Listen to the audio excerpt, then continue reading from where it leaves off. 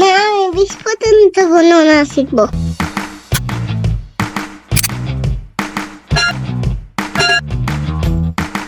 এগারো, 11, বারো, 12,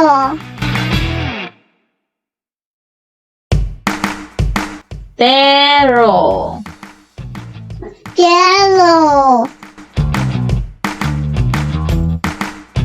চোদ্দ, 14, পনেরো, 15, ষোলো, 16,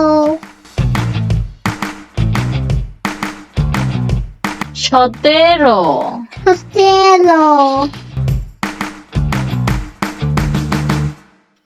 আঠারো, 18, 19, 19, 20, 20,